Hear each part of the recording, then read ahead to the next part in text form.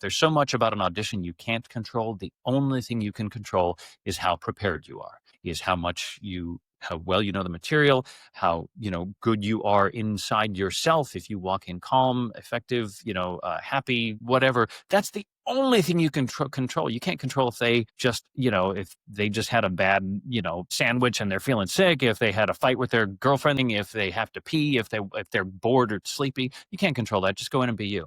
So I've taken that from into my life, is the only thing you can control is how prepared you are.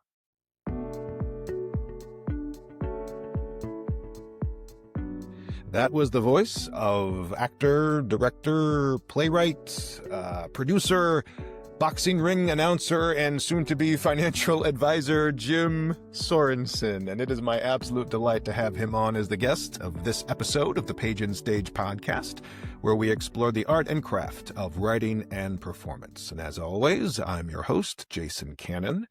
And this week, we dig deep into the power of live radio theater, the need for financial literacy among artists, and the benefits and drawbacks of being 6'4" tall. Yeah. But before we get to all that, a brief Page and Stage plug. Now, this podcast is only one part of my story coaching work. You can check out everything I'm up to over at pageandstage.art. That includes my other podcast, 100 Plays, my weekly newsletter you get every Friday, full of tips, tricks, inspiration, and encouragement for storytellers of all stripes, as well as my one-on-one story coaching packages. And again, that's pageandstage.art. You can sign up for free. Now, let me tell you a bit more about my awesome guest, the one and only Jim Sorensen. Now, I met Jim several years ago when we were working together at Florida Studio Theater. I directed him in a show. We did some classes together. We were orbiting each other quite a bit. I actually helped him move into his apartment, helped him lift a couch and carry it from truck to living room. But what's really cool about Jim, even though he left me and went back to St. Pete while I stayed in Sarasota, I'd always been fascinated by this guy because he really could just put on characters like nobody's business, whether call it a silly voice, call it a sudden shift in his body posture. And I never really knew what that came from. Part of the reason I wanted to talk to him and share his experience with you is because it is much more multifaceted than I had any idea. Like, I thought I knew Jim. I didn't know Jim. And that's what this conversation is going to reveal to you too, the way Jim can share how the power of storytelling can be used in so many different ways, in so many different life experiences, in so many different jobs, honestly. So I had a great time getting to know my buddy Jim on a much deeper level. He's got a really cool show coming up, an adaptation of A Christmas Carol done as a live radio play, which he is adapting. You'll hear all about that in our conversation, and there are links to get tickets in the show notes, of course, like always. But yeah, you can read all of his bio, which is wide-ranging, and read up on all his credits in the show notes. But let's get to it. Here we go with my conversation with Jim Sorensen.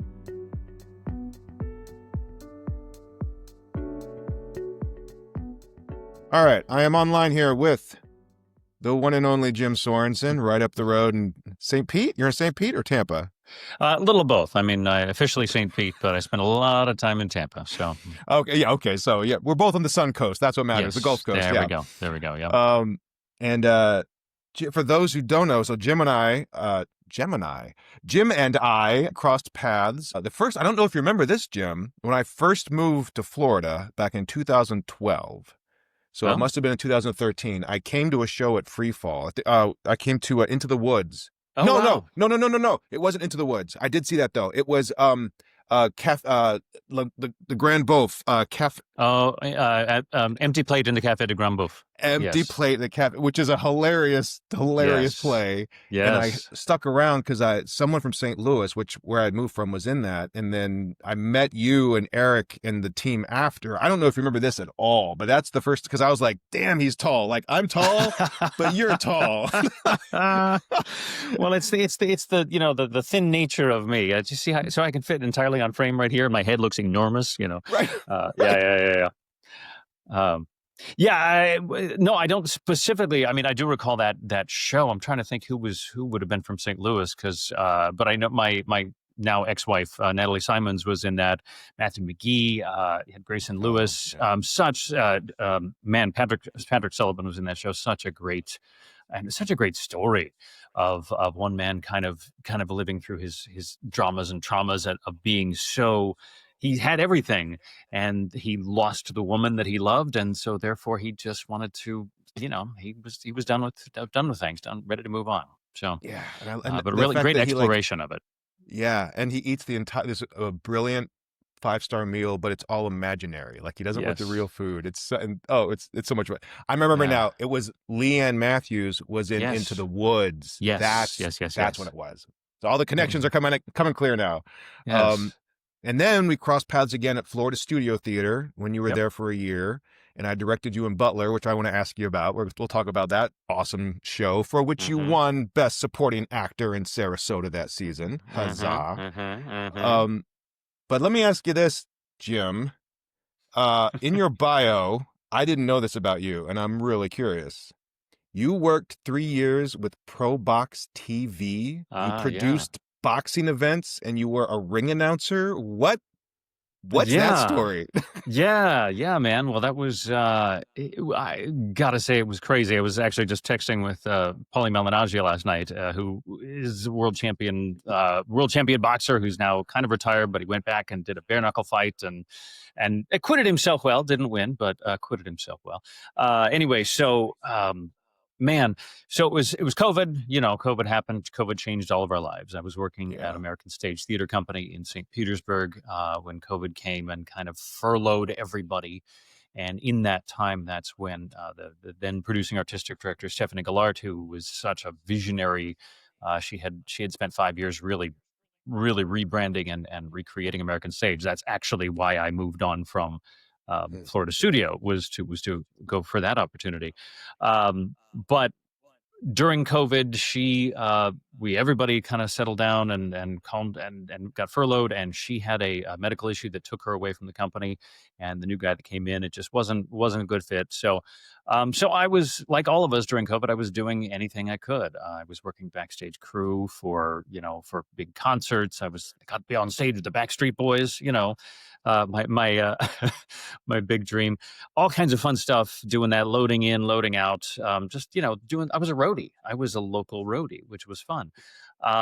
And during that, and I worked for Amazon during that time. I did odd jobs and odd jobs and odd jobs. And one of a previous man that I knew, Lee Simons, who I actually met because he did a behind the scenes documentary for several shows at Free Fall Theater, for the Normal Heart and for Bernarda Alba and for several other things. And Lee called me up and said, "Hey, buddy, what are you doing? I enjoy working with you. He and I have done several projects together," and said, "I'm looking for kind of a right hand man for this boxing gig." Now, Lee Simons has a huge history in boxing. He was one of the original videographers and video editing guys to make Floyd Money Mayweather, the rebrand in from. If you know a boxer, Floyd Mayweather might be a name that you know, and Lee was instrumental in making him who he is. The media push and everything like that, all the behind the scenes documentaries. Lee said there's a boxing startup happening in Plant City, about 45 minutes north of St. Pete. Yeah. I got hired. Do you want to come on and be my right hand man? I said sure. And after 3 months, it wasn't a good fit for Lee, but it was a good fit for me. So I ended up staying there for 3 years. I moved up. I kept on, they kept on hiring people above me and then getting rid of them and bumping me up, and hiring somebody above me and getting rid of them and bumping me up. And he kept on throwing different things at me. And one of them, at some point, the ring announcer couldn't make it. He said, "Well, you're an actor. Get up there and act like a ring announcer." And man, boy, did I love it, Jay. This is, getting in the ring, ladies and gentlemen, in the red corner, weighing in at 221 pounds, and just having a good time with that. I've always wanted to be the circus ringmaster. Being the center of the big top. That was a huge dream of mine. Never came true, but this did. And then the job eventually grew to my last year that I was there. I was booking venues and crews and this, that, and the other, and kind of doing. We did a tour of boxing I did 7 different, every 2 weeks, we did a different venue in a different state, in a different location, and we put the show on the road. Ultimately, it didn't quite work out, but that's okay. So that was end of March of this year. And so then I've been, doing back to the odd jobs up until recently. I got some new stuff coming up, but I'm going to ask about that too because I have some curiosity there. But this is so you always wanted to be a ringmaster. So I oh, like to always yeah. ask people who come on what their storyteller origin story is. Like for actors, there's always that moment where you go, I have to do that. Or right, Yeah. whoever, right? Anyone in the arts usually has that moment where the penny drops. So what I mean, and we're in Florida, right? Sarasota.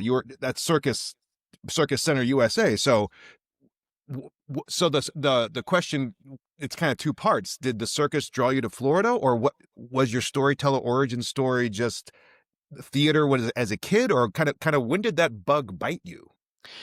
I guess I can credit my life and my career to, if I have to have an inception point, it's Weird Al Yankovic. Um, Mhm. Because when Yeah, I was a kid, Weird Al Yankovic and Rich Little, and I don't know if you remember who Rich Little is. yeah, He was an impression. He was a guy who did impressions, and he yeah. did his John Wayne, and he did Ronald Reagan, and then I would listen to like Robin Williams when he would do all his voices and things like that. And I was just when I was a kid, I thought funny voice guys were the best thing ever, and funny guys like Weird Al making funny words and funny songs and this, that, and the other. And I was just absolutely drawn to it. Now, here's the deal. I had no idea that that was anything other than a nerdy obsession because I was also way into D&D. I mean, come on, so, and Matchbox race cars. So all of these things, I mean, I was the quintessential, 80s nerd. 100%. I didn't have a pocket protector, but boy, I should have. You had a Um, trapper keeper though. I bet you had a trapper I keeper. 100% had a trapper keeper. It was the coolest thing ever, man. Are you kidding? But all of that stuff, and we all have our, our goofy things that we do when we're kids. But that just, it led me to, my brother and I had to do our chores. We had to do the dishes. And so we would listen to Weird Al, and we would sing along with Weird Al. And I didn't know I could sing. I really had no clue. All I knew is that listening to my brother, he was terrible. He was objectively terrible. He couldn't find the notes in a paper bag. And I was like, Mike, and I didn't know I could. I just knew he could. And so we just kept doing it. We kept singing, whatever, had a good time. And then we fast forward to, my dad was military. We moved around a lot when I was a kid, and I Okay. started high school in Spokane, Washington, a city of at that time about 300,000, and a huge, huge high school. And I was a speck of a nobody in that high school. And then my sophomore year, actually, the end of my freshman year, beginning of my sophomore year, we moved to Minot, North Dakota, because my dad got restationed in middle of nowhere, North Dakota. I spent a year and a half there learning. That it was about a town of about 30,000, and the high school was commensurately smaller. So I became a little, but I was mostly a computer video game nerd, as we all are in those days. And then my final high school was in Yerington, Nevada, middle of nowhere, northern Nevada, about population about 2,500 at the time. My graduating class was a class of 45. It was just the teeniest little high school. And all of a sudden, I became a very large fish in a very small pond because and my friend group and this girl that I was flirting with, Randy, she said, "Don't you dare come to this audition." And I said, "Of course I'm going to come to this audition." So I showed up, and the character was uh, uh, Don Druthers in a parody called Rumbo, and it required just a funny voice guy. And I went in, and I was a funny voice guy, and they said, "Oh my God, you really got something." And next thing I know, I was doing all of this stuff. And they next year they put me in the musical in Anything Goes, and I was the lead in the musical, and they put me in choir, and it's like, oh, so I actually can do this stuff. So, and once you get bit, once the bug bites you, you're done. And so I went to college for theater. It wasn't a real theater college. It was the University of Nevada, Reno, which is to say it's a mining school. That's a medical school. That is certainly Mhm. not a theater school, but the school is everything is what you make of it. And so I found a great group of people who allowed me to learn a lot. And then my first professional gig ever in 1995 in Cripple Creek, Colorado, A guy named Dick Rassome, who had been doing this forever, taught me the style of melodrama acting, and a theater actor was born. And basically that really got me hooked, and I just kept getting work. And up until comparatively recently, I even today, I'm never without work if I don't want to be without work. Yeah. So that's, and I managed to, buy some houses in there, and pay off my debt and my student loans. And I worked on cruise ships. I ran 5 seasons in Alaska as running a dinner theater up there. I founded Free Fall Theater. I've just gotten lucky enough to do anything that I wanted to do. I got lucky enough to do. So really, that's where I'm at. Wow. What Yeah. brought you to Florida then? Like, yeah, you were the founding managing director of Free Fall up in St. Pete, right? Right. Was that what brought you to Florida, or were you already in? I mean, you were traveling a lot. I mean, moving a lot anyway. It sounds like. So what brought you down here? Yeah. So my first foray into Florida was I used to go to like Straw Hats and Straw Hats West and UPTAs and all these different group combined auditions. And Disney was there. They scouted me. They hired me to come do The Hunchback of Notre Dame, a musical adventure back in late 90s out at Disney World. And so I moved out here. I did that. And then from there, I was there for about a year and a half. I got a cruise ship gig and did about a year and a half on cruise ships. And then I got off and I came back out west. I was in California, Nevada, Alaska. And but at some point, while I was at Disney, I had known Leanne Matthews. She and I were college sweethearts. And Eric Davis was also at college with us. Eric Davis, who is the artistic director of Free Fall Theater. And Leanne Matthews, who you know from St. Louis. Anyway, so Leanne moved out with me. Eric moved out with the two of us, and so it was the three of us out here. He stayed in Florida, and he went on to eventually moved to Tampa, eventually teach at Blake High School, and then eventually form Free Fall Theater. I was doing all my things. I went to New York for about 5 years and was doing regional theater. But when Eric called and said, "Hey, I want to," because he had been in Florida for a little over 10 years at that point, and said, "I want to found a theater. I want you to come down and be my managing director." And I actually had a choice because I had been in New York for 5 years, and I finally landed my first big hit. I finally landed a national tour of Mamma Mia. And at the time, quite frankly, now, if you've ever had a chance to be in Mamma Mia, experience it, whatever, to me, it is one of the most joyful shows, and I could do that show for the rest of my life because it's just about love and fun, and I love the music, I love everything. I've done it twice now, but when I was about to go on tour with it, I thought it was the lamest, stupidest, cheesiest. I was like, "Oh God, Mamma Mia, what is that?" Yeah. Or I could go down to Florida and open up my own theater and get the chance to really dig into some artsy stuff. So I chose that. And I think, of course, I made the right decision, but that started off something. Free Fall Theater is still, I mean, it's a huge presence today, and it's incredibly well known. I was there for about 8 years. It ended in kind of a rocky way, as sometimes things do, because sometimes people who know each other too well. But then that actually opened up the door to come to Florida Studio Theater and meet you and work down there, and so on and so on. But yeah, that's what brought me to theater the first time, to Florida. The first time was Disney, and then what brought me back was Free Fall Theater. Okay. Cool. Great, man. It's funny because I've known you for a while now, but a lot of this is like news to me, and it's like really cool. Well, thanks, man. So you mentioned Florida Studio Theater, and as I said leading up here, we worked together on Butler, one of the early productions of that play, which has been going on, and such a great play. Yes. It was my first actually big main stage directorial there. I had done several touring and children's shows at FST, but that was my first main stage show as a director. Oh, there. I didn't know that. I didn't know it was your first main stage. Oh my God. Because I mean, well, you had your brother, you had your stuff together. I mean, I was like, oh, I get to work with Jason Cannon. I mean, so I better have my stuff together. So. Yeah. Wow. What I want to ask you about that experience, Jim, because as I mentioned, right, that show got nominated and won a ton of awards locally. Critics, the audience went nuts. It's had a life beyond. We had some. I remember. Oh my goodness, our lead actor. Remember, he like hurt himself. We had to put in an understudy really fast, and oh my Yes. goodness, so many challenges there. Yeah, yeah, yeah, yeah. But you, for those who don't know the play, just the quick setup is that you play. It's set during the Civil War, Mhm. and you play the Confederate. You are the Confederate. I think what was it, Colonel or Lieutenant Colonel or Major? I forget. Oh my God. Major, General, high Major Carey. Yes, yes, Major Carey. yes.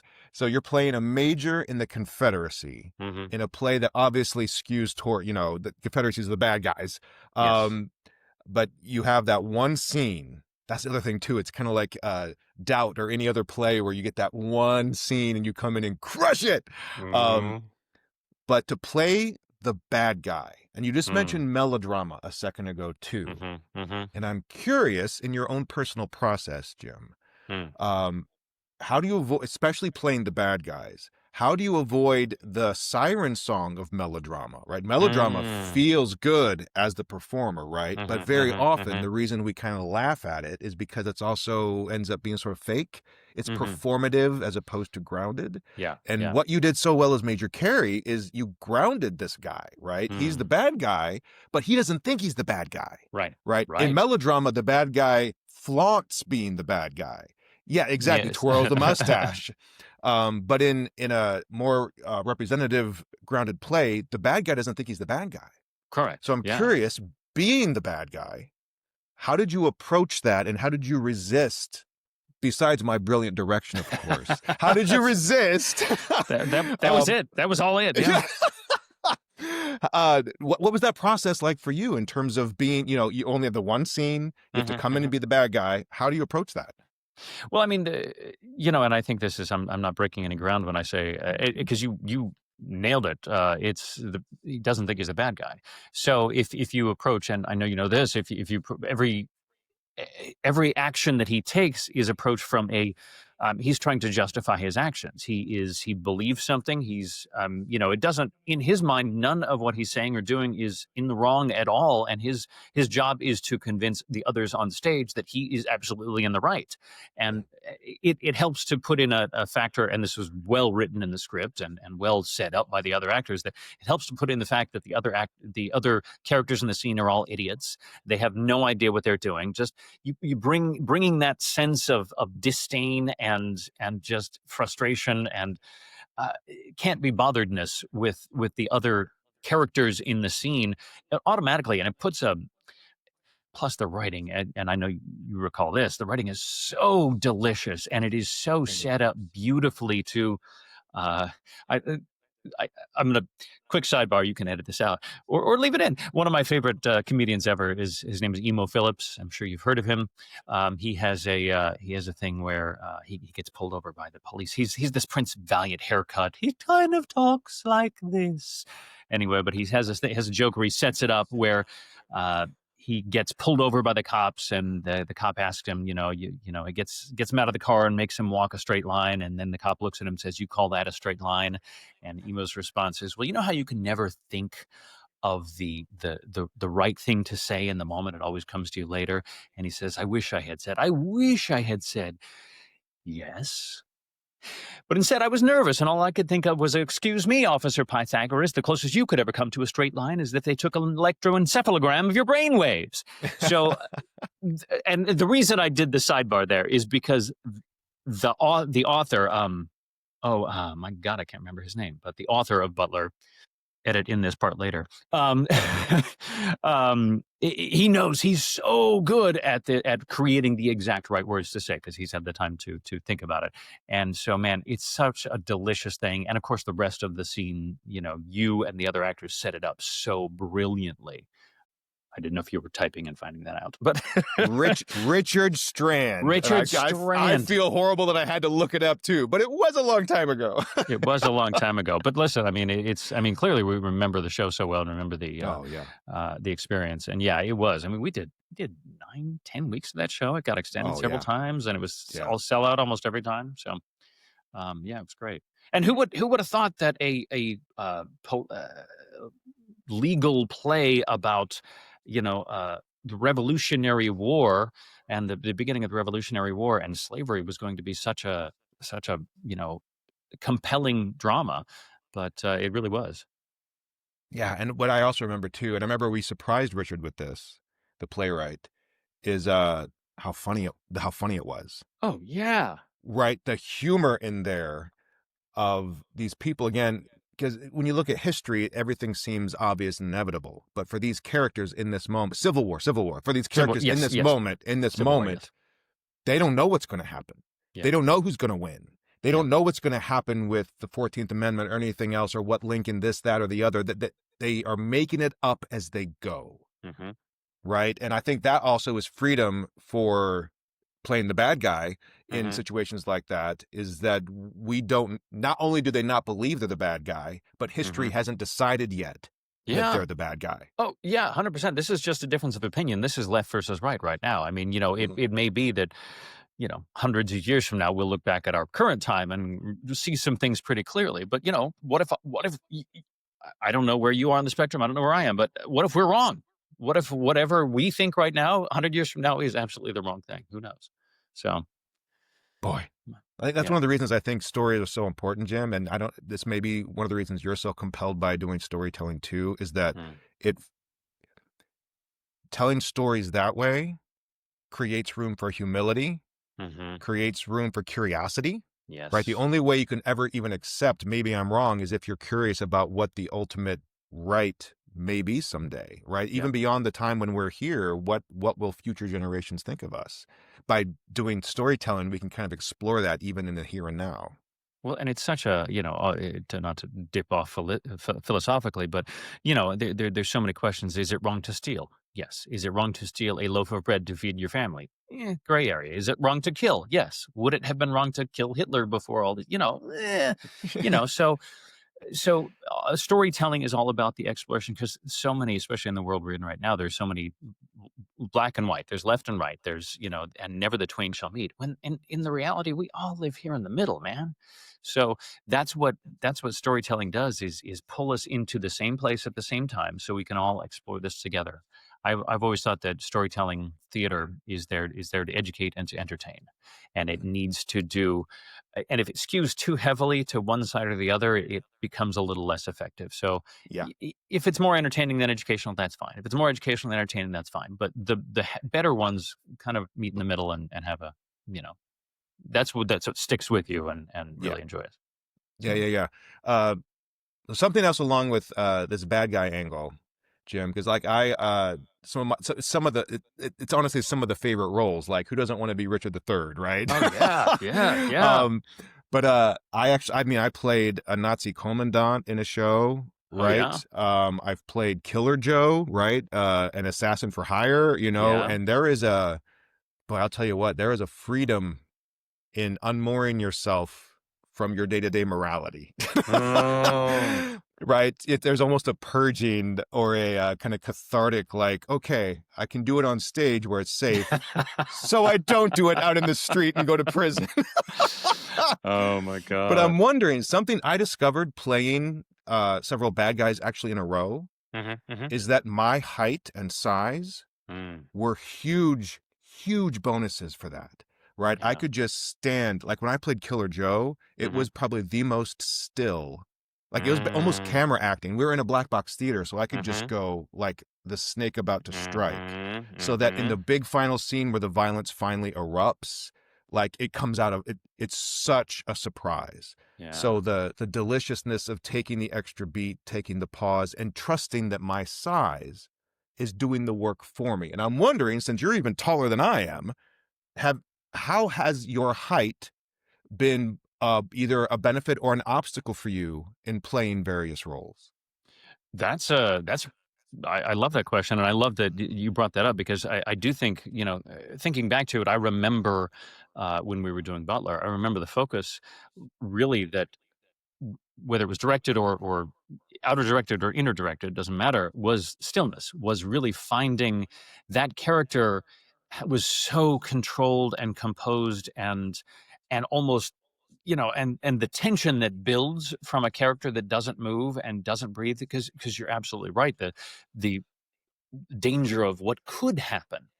And I know that in my personal life when I've uh, when as inevitably we do, we have feelings sometimes, and sometimes when I've had bigger feelings than I should have had in any given situation. My height, if I come up on somebody, next thing you know, this is what you see.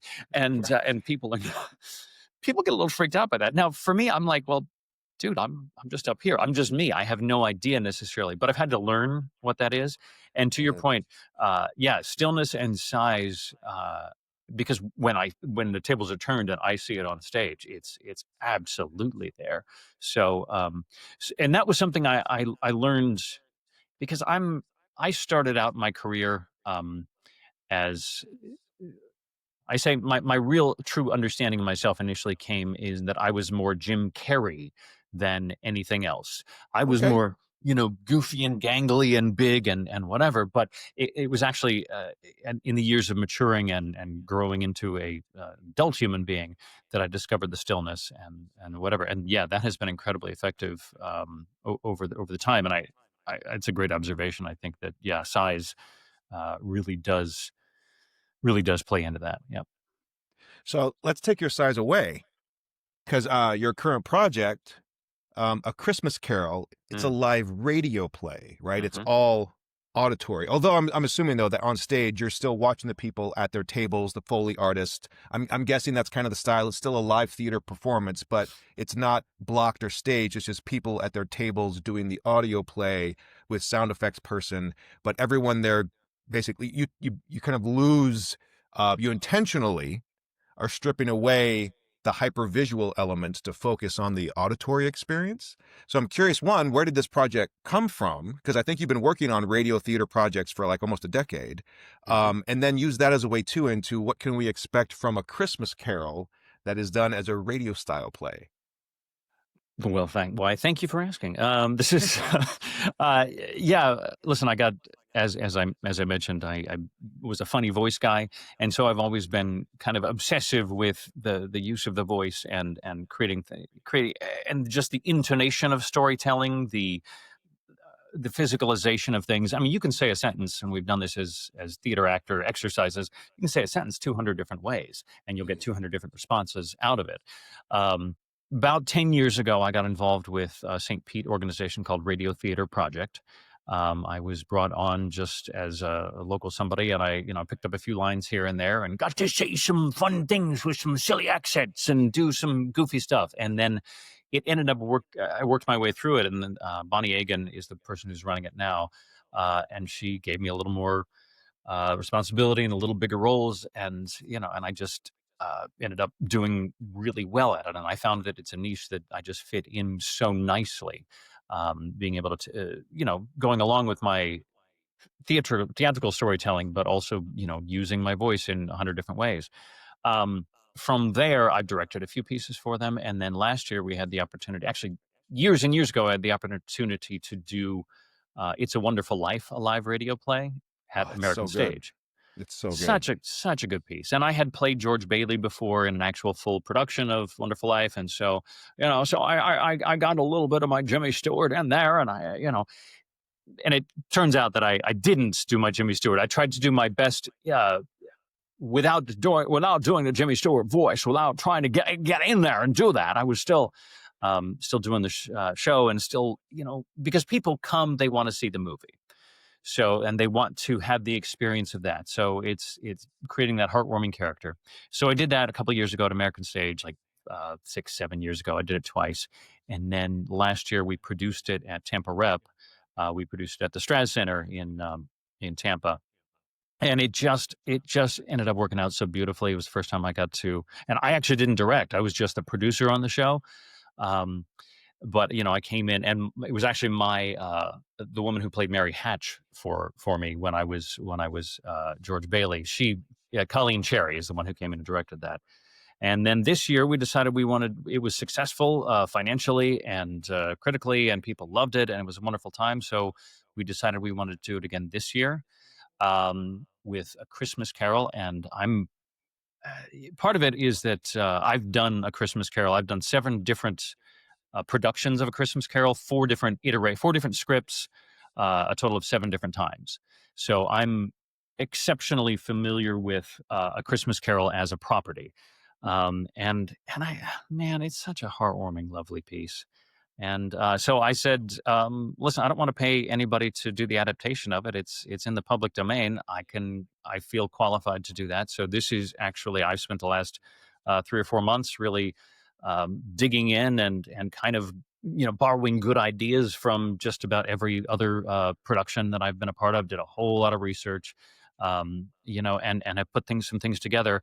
And I borrowed the conceit from It's a Wonderful Life, a live radio play, of having commercial interludes. So doing the actual live radio as if the audience is coming into a live radio broadcast. And they're going to, we're going to thank our sponsors. We're going to have commercials. We've come up with some really clever, fun, silly commercials. I've got a group of actors that I know 3 of the 6 of them very well, and I know what they can do. And I'm very excited to just let them loose. We're going to make it A Christmas Carol, which is sweet and touching, and we're going to make it fun and comedic, because that's what I like to do. So the magic to me of watching radio theater is that you can close your eyes and you can hear the show. You can lean in and listen to what's happening at WTRT in Tampa Bay. Or you can watch what's going on up there and watch how you see. I mean, you close your eyes and you hear a crackling fireplace, and you open your eyes and you see somebody crinkling some cellophane in front of a microphone. And it's just so cool to go, oh my God, and put those 2 disparate things together. And we're actually going far enough where there will be just very, very, very, very few sound cues that are not crafted or created by the people on stage. And we actually put the stage manager on the stage as well. So that cool. So that by showing you all the magic, by showing you completely how the card trick is done, it takes away the magic and becomes that much more magical. Right. Because it still fools you. Yeah, it's Penn and Teller, right? That's what they're so good at. They show you the trick and then still blow your mind, even though you're seeing it happen in real time. Yes. Oh, that's really cool. Okay, so a couple follow-ups here. One, you said 6 actors. So I'm guessing there's some double or triple or quadruple or we have octuple tracking of going on here.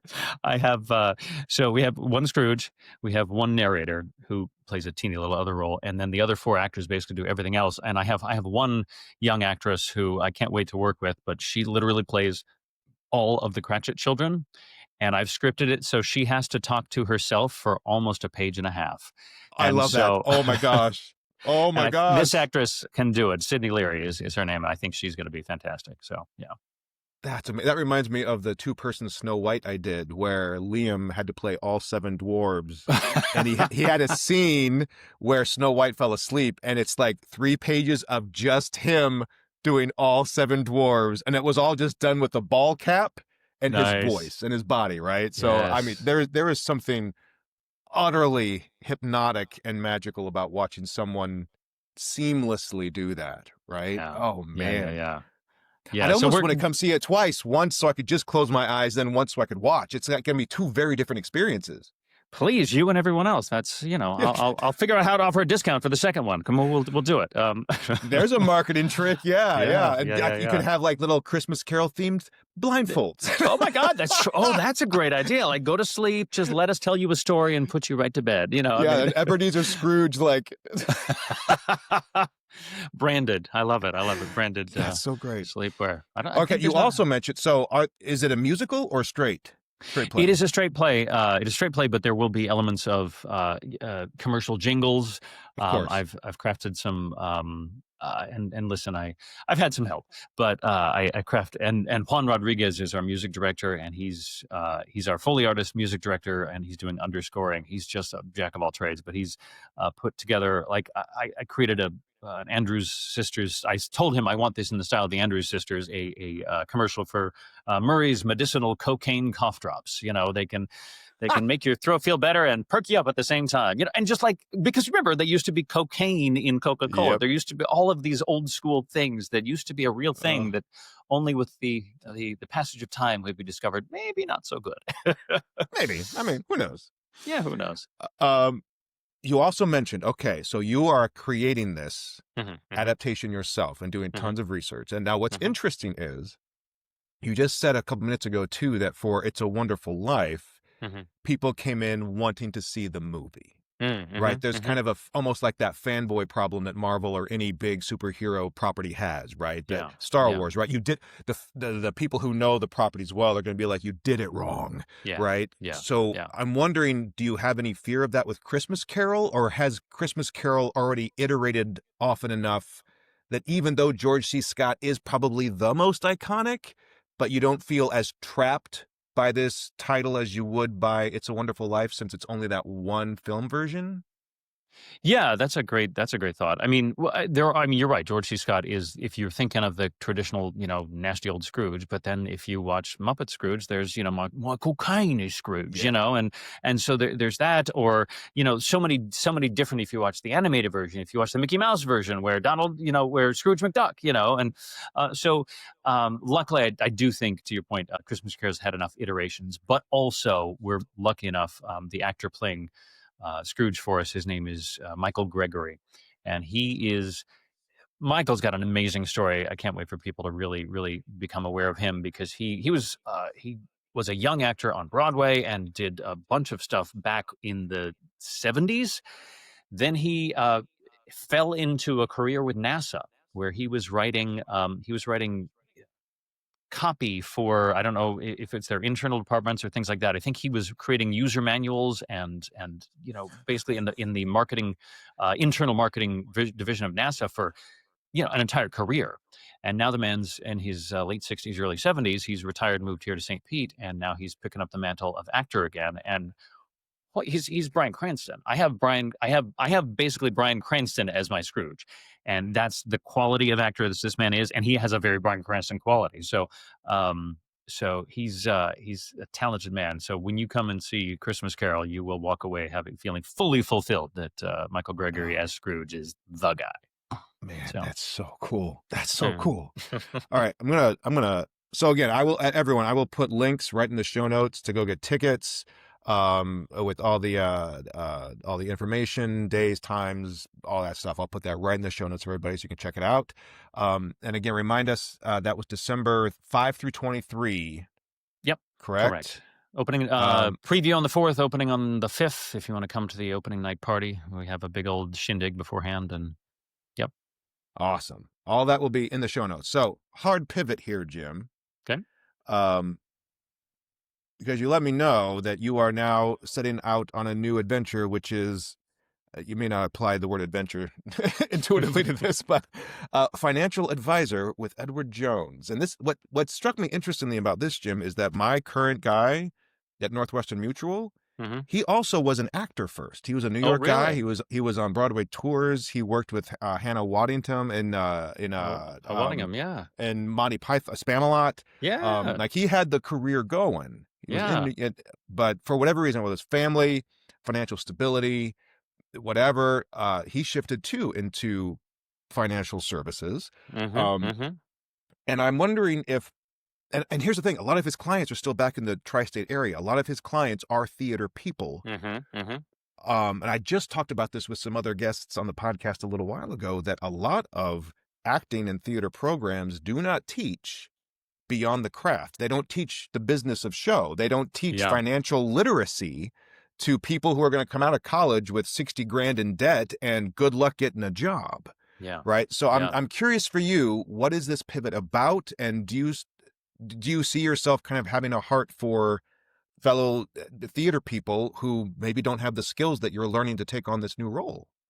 1,000%. That's, I mean, listen, the pivot was it was mostly coming from a necessity. Necessity is the mother of invention. So when my boxing job ended in March of this year, and I needed to do a pivot, and I was looking around at things I could do, and ironically, this wasn't one of them. Not at all. But ironically, a friend of mine who when I was managing director of Freefall Theater umpteen years ago, he was an intern for us for about 6 to 8 weeks. And just coincidentally enough, he called me and was actually looking for ways of getting more involved back in the theater scene. And so we started talking about things. It turns out he is financial advisor with Edward Jones, has been for about 6 years. And he said, "Oh, and well, we're actually looking for somebody. If that's something you're interested in, apply, see what we can do." And I went through almost a 3.5 month process. I did 7 different interviews. I did 4 in-person interviews and 3 over-the-phone interviews and 2 tests, one of which was a 3.5 hour, they call it the day in the life, basically, um, simulating the life of a financial advisor and testing and kind of judging you on X, Y, and Z qualities. Um, and I kept passing test after test after test. And the more I did it, initially I was just looking for a job, but the further I got on the path, the more I realized, yeah, this is exactly right. This is, to your point, there's so many actors out there who have no idea what's going on, and who may be, on balancing on a a pendulum of over here they could get to. They could have a great success and all of a sudden have more money than they know what to do with and whatever, and or they could be complete, fall into disrepair and nothing, fall into an abyss where, what are you going to do? What are you going to do? Because this is a feast or famine business. And as we both know, as we all know, the job of an actor is to look for a job, which isn't a great job. But if you get lucky and get something big, then you need to know how to save that so that when this time comes around, you're not scrambling and you're not going, "Oh, woe is me." You don't, So finding some moderation and also learning that I'm getting to the age now where I do see that I've got fewer years in front of me than I have behind me. So how do you make those count? And when is the best time to start saving? It was 20 years ago. It was yesterday. It was whatever. But the next best day is today. And so how do we make those small little sacrifices so that in the future things can happen? So I believe that my familiarity with this business and with the folks in this business will allow me to connect here. And then also I've spent years creating characters. So if I need to play whatever role I need to play to convince you, Jason, that Yeah. I want you to have a solid, healthy, Yeah. successful financial future. What can we do to make that happen? Hopefully I can convince you. I mean, I'm not going to call me when you want to leave your guy. So don't Shout out to listen, Tony. dude. Don't listen. So you mentioned that you had a 3.5 hour day in the life. Did they like in St. Louis? I remember I went through training once for to be um an actor for medical students. Yeah, Like you go in yeah. and you have an ailment, you pretend to have these symptoms, and the doctors have to engage with you, and it's like anything. It's people who pretend to be wounded for, first responders to deal with in a shooter situation. There are hmm actors who do all these weird jobs. Were these actors they brought in to drill you, or was it people just at Edwards Jones, like pretending to be clients? Or I think it was, well, let's see here. I'm not allowed to actually know or tell, but my sense, I assumed it was A. I sense it probably was B, okay, but yeah, I actually have a good friend, my friend Georgia Mallory Guy, you may know. She actually runs the standardized patient program up here for one of the big medical places in Tampa, and she does a lot of that.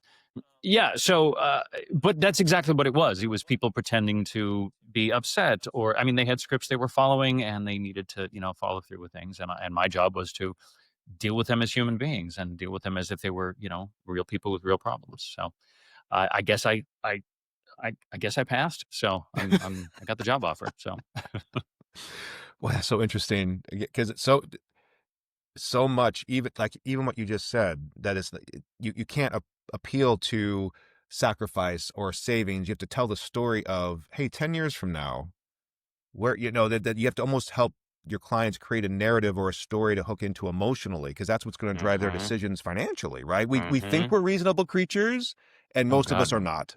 Yes, that's 1,000%, and that's yeah.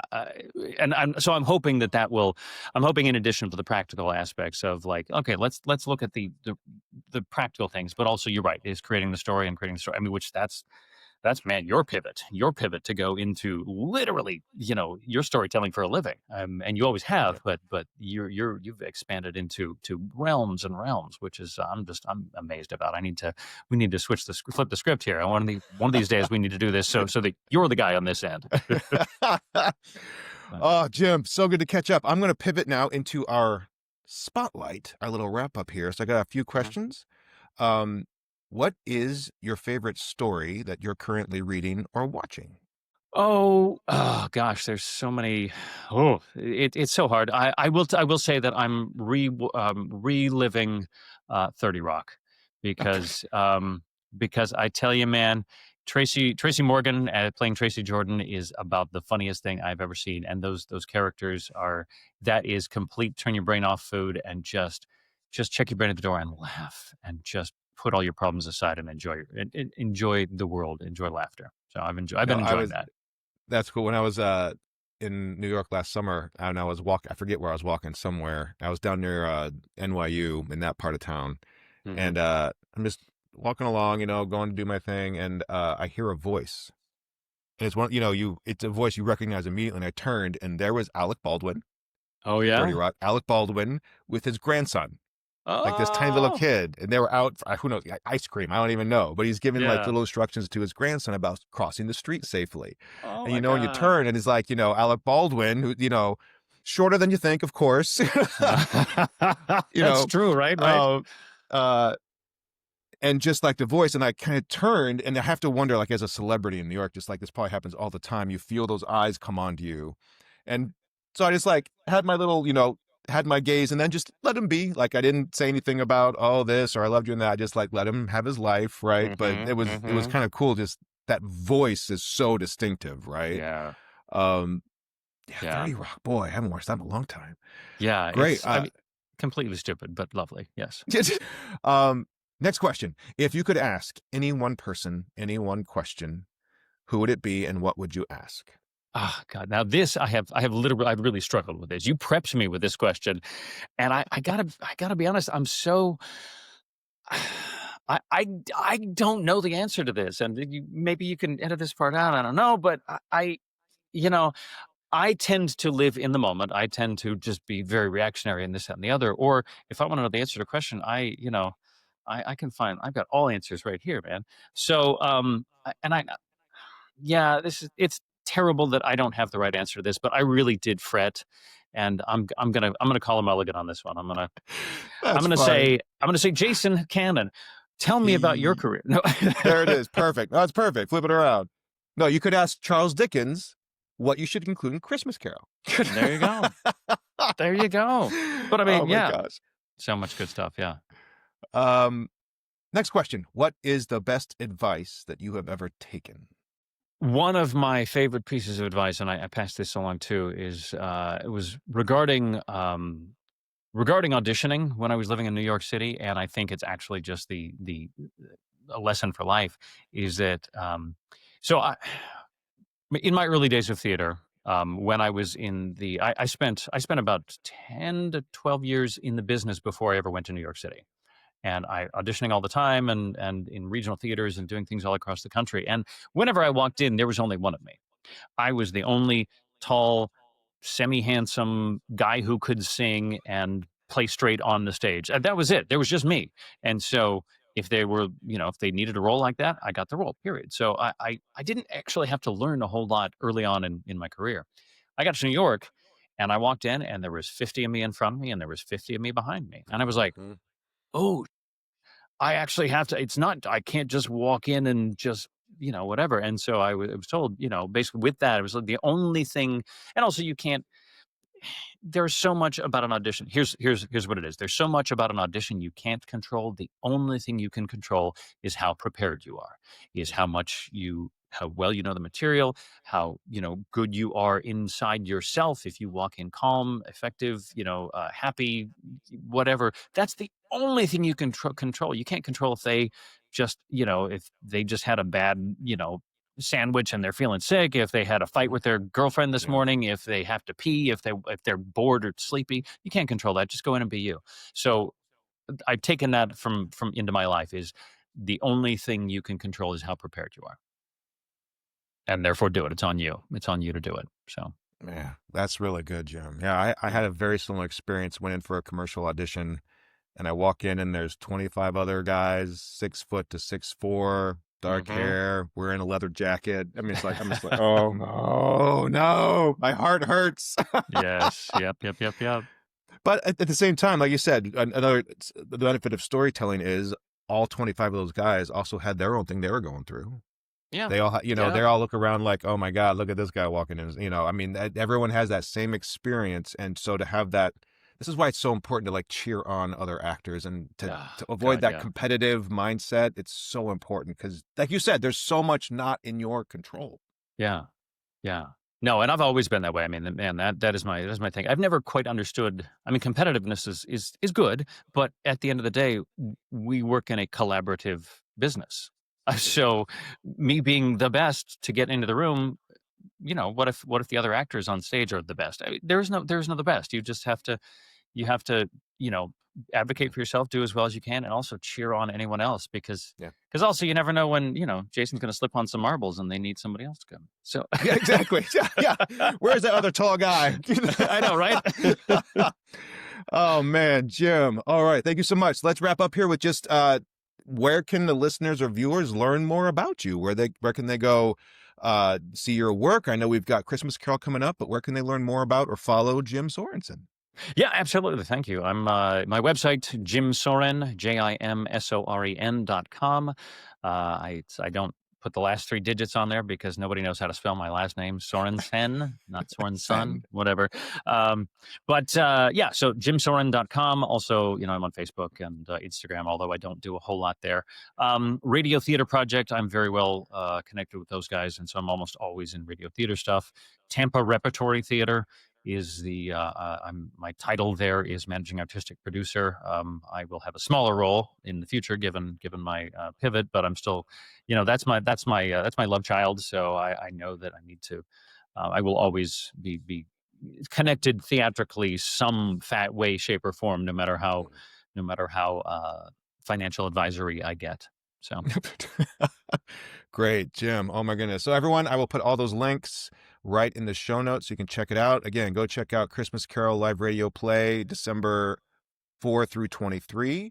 And Jim, so good to catch up, man. And thank you so much for your time today. You too, Jay. Thank you. You've been listening to the Page and Stage podcast. All my thanks to this week's guest and to all of you out there for listening. You can learn more about all my guests and access their websites and projects in the show notes. If you enjoyed or found value in this podcast, I'd like to ask a quick favor. Leaving a short review or comment helps me out a ton. It tells the algorithmic overlords that people are listening, and it helps other folks discover the show.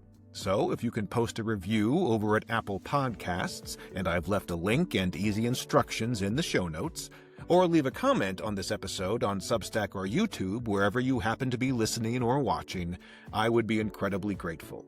I use an incredible online app, Riverside.fm, to produce this podcast.